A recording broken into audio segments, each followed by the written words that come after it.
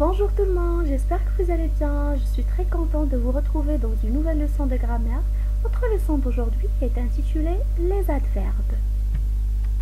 On se pose une question, c'est quoi un adverbe? Alors j'observe et je découvre. Premier exemple, regardez bien l'image.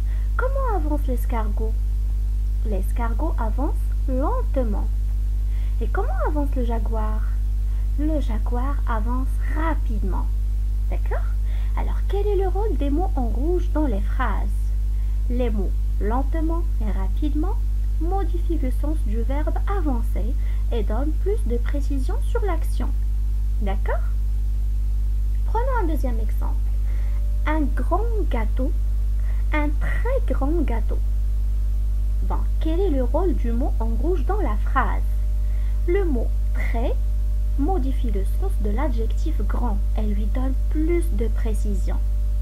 Alors, les mots très, lentement et rapidement sont des adverbes. On les appelle des adverbes. À partir des exemples, vous devez retenir la règle suivante.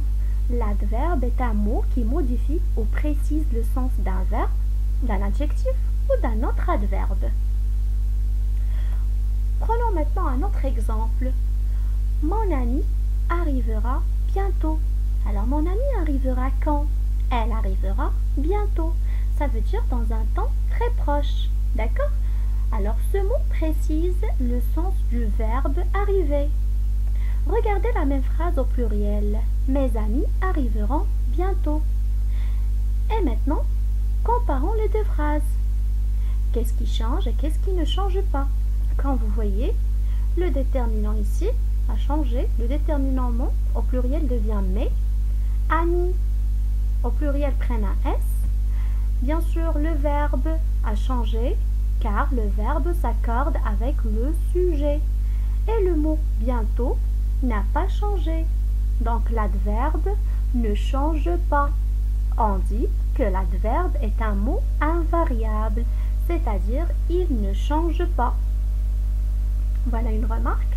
L'adverbe peut exprimer le temps, comme exemple toujours, jamais, longtemps, etc.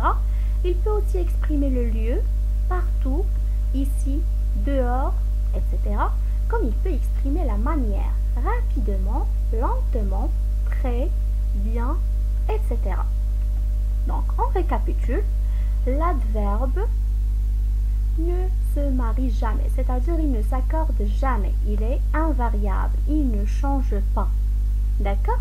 Il donne des précisions sur le lieu, comme loin, dedans, dehors, sur la manière, bien, lentement, mieux, sur le temps bien sûr, souvent, rarement, demain. D'accord? Alors l'adverbe accompagne le verbe, comme exemple ici, il mange salement. Ici, salement, c'est un adverbe qui donne des précisions sur le verbe manger. Comme il peut accompagner un adjectif, une fille très belle. Quand vous voyez ici belle, c'est un adjectif. Très, c'est un adverbe qui donne plus de précision sur l'adjectif. Et ici, il peut accompagner un autre adverbe. Il mange très salement. Salement, c'est un adverbe. Et voilà très qui donne des précisions sur cet adverbe. Il mange très salement. Aussi, on peut reconnaître l'adverbe facilement dans une phrase, car si on l'enlève, la phrase reste toujours correcte. Par exemple, il a rapidement compris la leçon. Ici, l'adverbe c'est rapidement. Il a compris la leçon. Quand vous voyez, ici, sans l'adverbe, d'accord, rapidement, la phrase est toujours correcte et elle a toujours un sens. On passe maintenant pour voir les formes des adverbes. Alors les adverbes se présentent sous trois formes différentes. On peut les trouver sous forme des mots simples, comme hier, maintenant, etc. Sous forme des groupes de mots, comme de temps en temps, tout de suite, au-dessus, etc. Ou sous forme des mots terminés par ment, comme lentement, comment, autrement, rapidement, etc. D'accord? Quand on trouve des mots qui se terminent par ment, on dit que ce sont des adverbes. Alors, notre leçon est terminée. J'espère bien sûr que vous avez retenu cette leçon. Merci votre attention et on se retrouve au prochain cours.